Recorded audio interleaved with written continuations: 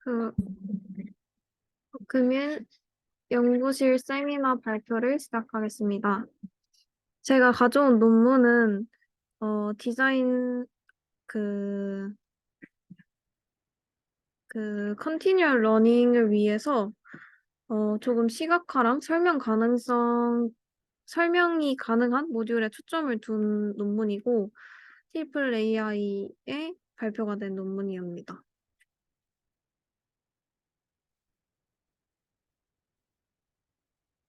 먼저 인트로덕션과 그 모듈의 전체적인 프레임워크와 향후 계획 순으로 말씀을 드리겠습니다. 참고로 이 논문은 실험은 진행되지 않았고 이러한 모듈을 만들 거다라는 개념적인 설명만 되어 있는 논문입니다.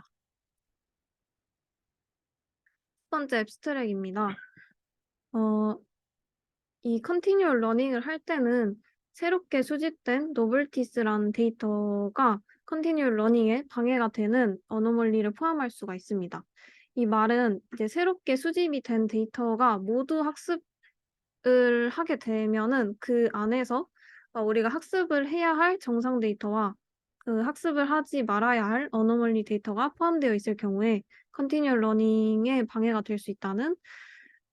그 방해가 될 수 있다는 것을 의미를 합니다. 따라서 이러한 어노멀리 데이터는 업데이트 대상으로 볼 것이 아니라 필터링을 할 수 있어야 합니다. 또한 두 번째로 이 논문에서 가장 크게 강조하고 있는 컨티뉴얼 러닝에서의 설명 가능성에 대한 연구가 아직 많이 되지 않았다고 합니다. 하지만 설명 가능성은 실무자에게 판단할 수 있는 근거를 마련해 주기 때문에 중요한 요소라고 논문에선 주장하고 있습니다. 다음은 모티베이션입니다. 먼저 컨티뉴얼 러닝은 데이터의 분포가 시간의 흐름에 따라서 변화할 수 있는 상황에서 성능이 유지되도록 하는 것을 목적으로 합니다.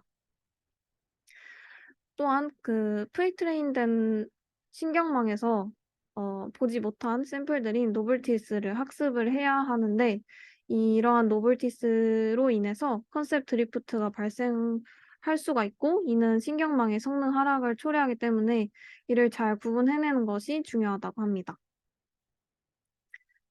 또한 보통 이제 딥러닝 모델을 학습을 할 때 하이퍼 파라미터를 고정해서 사용을 하는데 컨티뉴얼 러닝에서는 여러 태스크에서도 성능이 좋은 것을 목적으로 하고 있기 때문에 이러한 여러 태스크를 거치다 보면은 이 고정된 하이퍼 파라미터가 문제가 될 수 있는 상황이 있다고 합니다. 다음 마지막으로는 이제 컨티뉴얼 러닝을 평가하기 위한 평가 지표가 정확도 및 정밀도와 같은 기존 딥러닝 실험과 동일한 경우가 많은데 이러한 것을 고려해서 조금 새로운 평가 지표를 활용해야 한다고 주장하고 있습니다. 일단 이 논문은 이제 어플리케이션 논문이기 때문에 실제 상황에서 적용을 할 때 어떠한 문제점들이 있는지에 대해서 먼저 언급을 하고 있습니다. 또 첫 번째로는 이제 앞서 얘기했듯이 이상과 새로운 샘플을 구분하기가 어렵다는 점이 있습니다.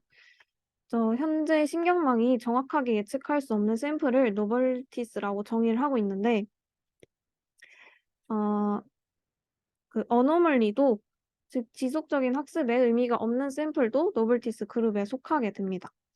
따라서 하지만 어노멀리 현상은 일반적으로 특정 조건에서 손상된 센서나 정지된 에너지 발전기와 같은 예상치 못한 사고에 의해 발생하기 때문에 의미 있는 노벨티스만을 학습하여 신경망의 비정상적인 데이터 스트림을 처리할 수 있는 새로운 능력을 심어줘야 합니다. 두 번째도 앞서 말씀드렸듯이 고정된 하이퍼 파라미터입니다. 어, 기존의 하이퍼 파라미터를 먼저 선택을 하고 학습을 진행을 합니다. 하지만 고정 하이퍼 파라미터를 사용해서 모든 작업을 학습하는 것은 이 알고리즘이 이 하이퍼 파라미터에 대해서 경고해야 한다는 걸 나타내지만 고정된 하이퍼 파라미터는 알 수 없는 작업에 민감할 수 있으며 장기적으로 신경망의 진화를 방해한다고 합니다. 세 번째로도 이제 표준 평가 지표를 이제 컨티뉴 러닝에 맞춰서 사용을 해야 한다는 것입니다. 기존에는 이제 정확성, F1 스코어와 같은 것으로 이제 신경망의 성능을 평가를 했지만 이 컨티뉴 러닝에서는 학습을 하면서 이제 분산 표현의 중복을 정량하여 치명적인 망각의 정도를 계산한다거나 후속 작업이 지속적으로 잘 학습이 될 수 있는지에 대한 신경망의 남은 자유 공간을 추정하기 위한 자유 누련을 계산한다거나 하는 평가 지표가 추가적으로 필요하다고 합니다. 이 부분은 이제 법적인 부분과 관련돼 있는 건데 이제 학습 및 평가를 위해서 오래된 데이터 세트에 대한 의존성은 이제 일반 데이터 보호 규정을 위반할 수 있다는 점이 있습니다. 이는 데이터 개인정보 보호 문제 때문에 이제 과거 데이터는 이제 개인이 삭제해 달라고 요청을 할 권리가 있기 때문에 이전 데이터 학습을 할 때 이전 데이터를 계속 활용할 수가 없다는 점이 있습니다. 따라서 이전 데이터 세트에 계속 액세스하지 않고도 학습 및 평가를 하는 방법이 요구되고 있습니다. 다섯 번째는 마지막으로는 이제 시각화 방법의 부족입니다. 수치적인 평가는 그 이상 징후 또는 업데이트된 신경망에 대한 추상적인 점수만 제공을 할 수가 있기 때문에 정교한 시각화를 통해서 어 전문가가 조금 더 결과를 잘 해석할 수 있도록 도와야 한다고 합니다.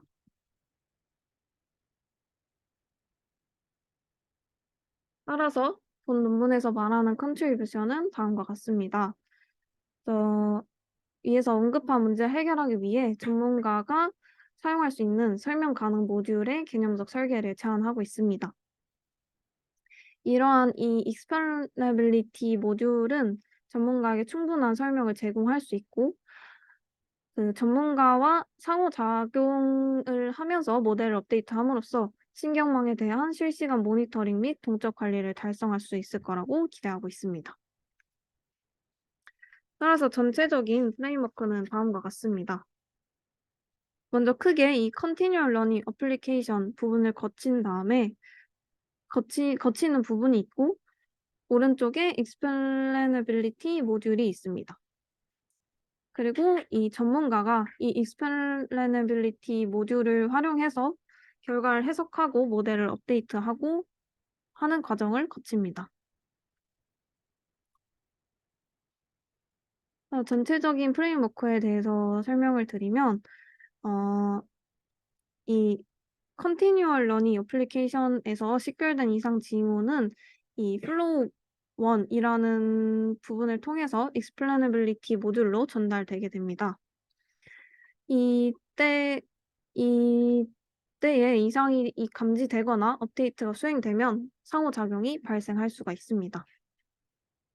또한 이렇게 explainability 모듈로 전달을 해서 이 모듈 안에는 세 가지 evaluation, visualization, decision bank 세 가지 모듈을 가지고 있습니다. 그리고 각각은 두 개의 블록을 가지고 있습니다. 각각에 들어있는 두 개의 블록은 anomaly decision 블록과 model decision 블록인데 anomaly decision 블록은 데이터 스트림에서 식별된 잠재적인 이상을 분석하도록 설계되어 있고 model decision 블록은 업데이트된 신경망을 평가할 수 있도록 설계되어 있습니다. 앞서 말씀드렸듯이 이 explainability 모듈은 전문가가 결정을 내리는데 도움이 되는 제안과 설명을 제공하는 것을 목표로 하고 있습니다.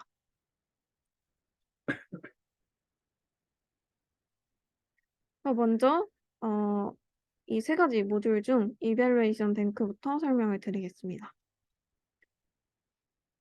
이 이밸루에이션 뱅크 안에 어노멀리 이밸루에이션 부분에서는 이상 점수를 계산하여 잠재적인 이상을 평가하는 역할을 하며 이는 전문가 의사결정에 도움이 됩니다. 기존의 딥러닝에서는 학습을 하기 전에 이제 데이터의 전처리를 거칩니다. 이 데이터의 전처리는 이제 뭐 음, 데이터의 개수가 부족한 것을 제거하거나 또는 부정적인 영향을 주는 데이터를 제거하는 그런 사전 처리하는 것을 말을 하는데, 실제 응용 프로그램을 돌릴 때는 이러한 이상을 피할 수 없으며 이러한 이상은 업데이트 결과를 방해하게 됩니다. 따라서 의미 있는 샘플을 유지하고 노벨티스에서 이상을 걸러내는 것이 신경망의 지속적인 성능을 유지하는 데 중요한 역할을 한다고 합니다.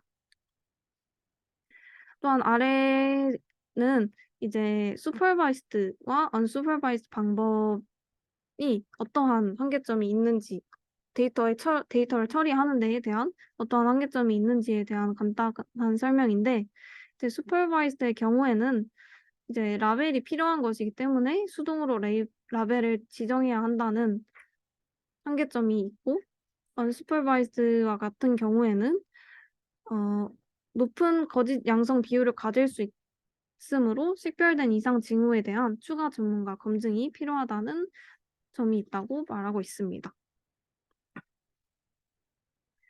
다음은 이밸루에이션 뱅크 안의 모델 이밸루에이션에 대한 내용입니다. 이 부분에서는 매트릭을 기반으로 평가 점수를 제공하여 업데이트된 모델의 품질을 평가할 수가 있습니다. 이 컨티뉴얼 러닝을 하고 있기 때문에 어큐러시뿐만 아니라 망각이라고 알려진 오래된 작업에 대한 감소 정확도도 고려하고자 하였고, 새로운 새로운 작업에서 지식을 얻는 것과 그 예전 작업에서 지식을 유지하는 것 사이의 절충을 의미하는 플라스티시티 스테빌리티 딜레마도 활용을 한다고 합니다.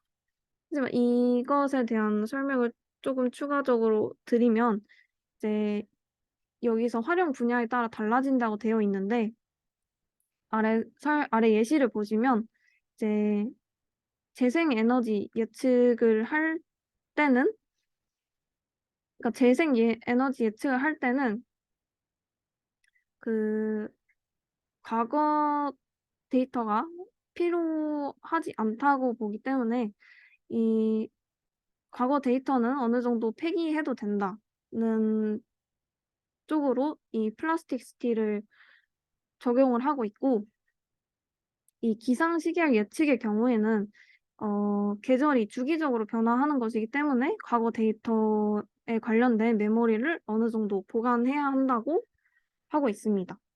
따라서 어떠한 분야에서 사용될 건지에 따라서 과거 데이터를 어떻게 보관할지 폐기할지가 달라진다고 합니다. 또한 아래는 이제 지속적인 학습 실험 평가를 하기 위한 새로운 매트릭스를 제안한 평가 지표들이고, 이전 과거 논문들에 나왔던 평가 지표를 간략하게 정리한 내용입니다. 다음은 비주얼라이제이션 뱅크입니다.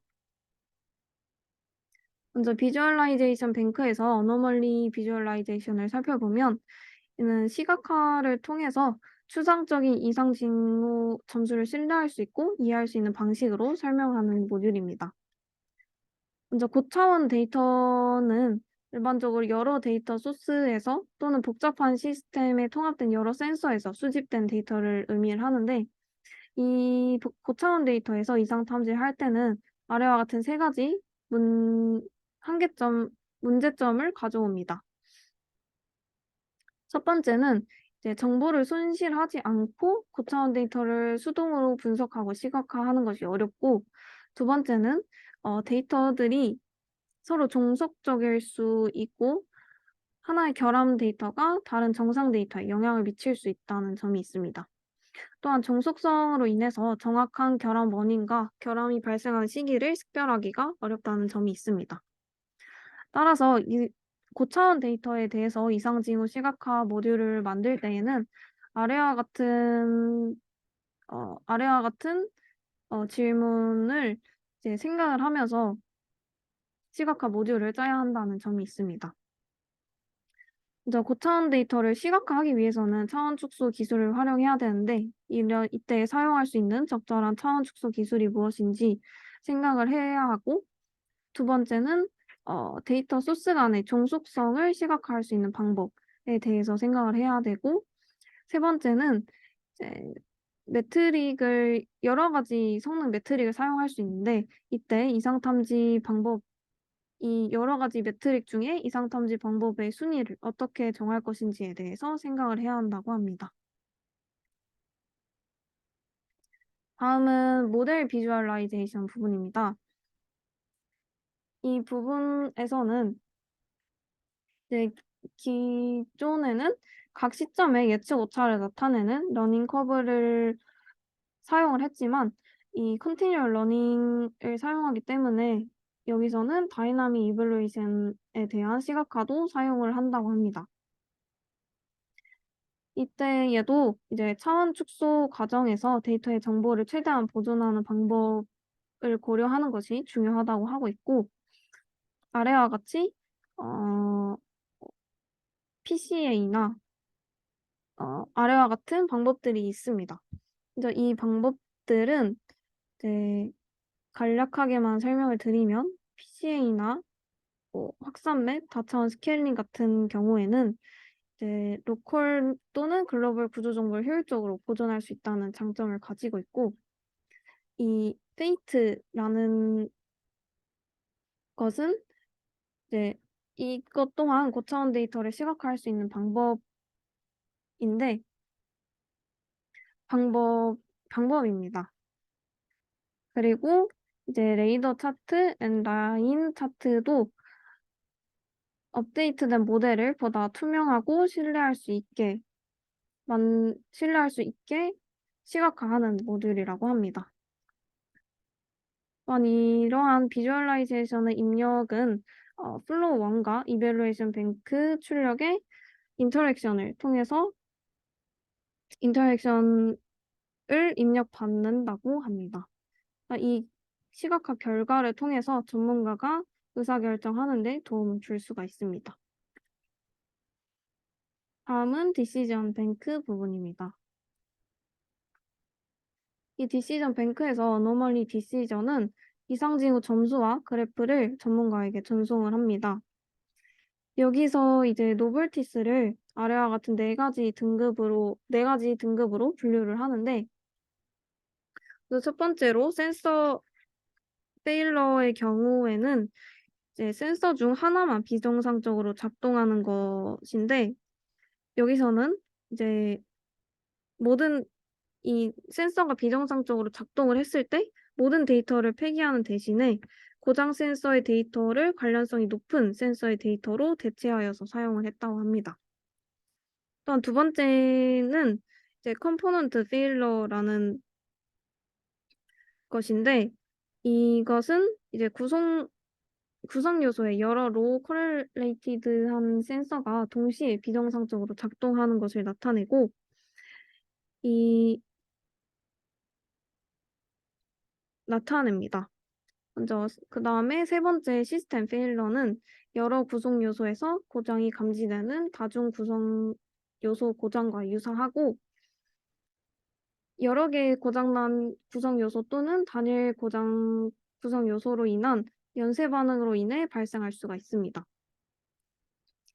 네 번째 컨셉 드리프트는 신경망 예측과 센서 측정 사이의 오차가 데이터 분포의 변화로 인해 어느 시점부터 증가하기 시작한다는 것을 의미를 하고 이런 종류의 노벨티스를 업데이트를 위한 새로운 과제로 봐야 하는 노벨티스라고 하고 있습니다.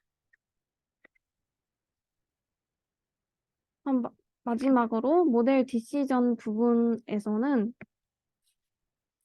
이제 다음과 같은 세 가지에 대한 결정이 있는데 백업은 성공적인 업데이트 시에 신경망과 데이터 세트를 저장하는 것을 의미를 합니다.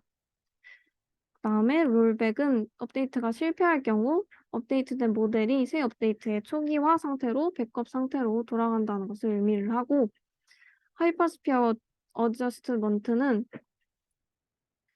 부적절한 하이퍼 파라미터 또는 탐지되지 않은 이상 징후를 위한 업데이트에 활용을 하는 것인데, 이제 그 전문가들에게 조절할 수 있는 하이퍼 파라미터를 알려줘서 그 부분에 대해서 전문가들의 해석을 통해서 업데이트를 하는 것을 의미를 합니다.